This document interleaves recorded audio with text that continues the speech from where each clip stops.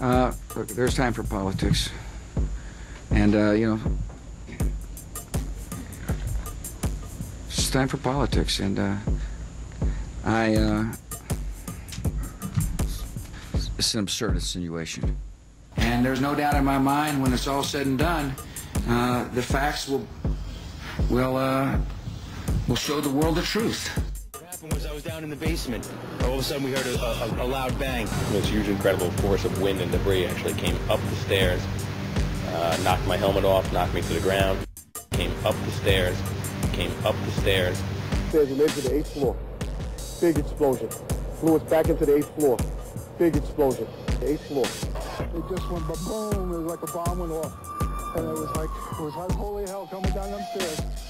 And then when we finally got to the bottom, they were coming out on a mezzanine level there, and then another explosion came right from it, just everyone flying right in front of you. Everything just went boom.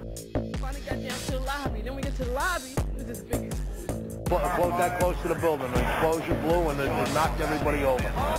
We were getting our gear on and making our way to the stairway. There was a heavy-duty explosion, and everybody just started running for the door. Everybody was trapped. Eventually, when the dust lifted, I saw some light and started screaming for everybody to go out towards the light. From street level, as though it had exploded up, a giant rolling ball of flame, and the firefighters screamed, "Run!" We just heard another explosion. And every few minutes you'll hear like a small sort of a rumbling sound, almost like an explosion sound, and another chunk of it will come flying down into the street, creating a situation where rescue personnel just have not been able to get close to this building now for over an hour. Rose, how close are they to the building? I'd say the closest people are... Continue to fall into the street. When you're down there, Dan, you hear smaller secondary explosions going off every 15 or 20 minutes. At 10:30, I tried to leave the building, but as soon as I got outside, I heard a second explosion and another rumble and more smoke and more dust. I ran inside the buildings, the chandelier shook, and again, black smoke filled the air. Within another 5 minutes, we were covered again with more silt and more dust. And then a fire marshal came in and said we had to leave because if there was a third explosion, this building might not last. Cars just turned by the force of the explosion. The bottom of our building was blown out. I was about 5 blocks away when I heard explosions, 3 thuds, and turned around to see the building we just got out of, antenna tip over and fall in on itself. We made it at least 2 blocks, and we started running. Floor by floor, it started popping out. It was if they had detonated. Detonated. To take down a building. Boom, boom, boom, boom, boom, boom, boom. All the way down. I was watching it and running. A huge explosion now raining debris on all of us. We better get out of the way. And then all of a sudden it started like it sounded like gunfire. You know, bang, bang, bang, bang, bang. And then all of a sudden 3 big explosions. We've heard reports of secondary explosions after the aircraft impacted, whether in fact there wasn't something else at the base of the towers that in fact were the coup de grace to bring them to the ground.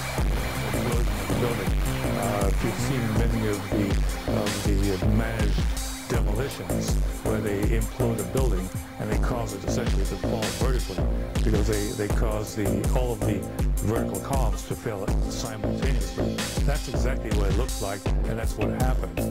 It was live on television. I mean, just literally millions of people. We are now at a pivotal point.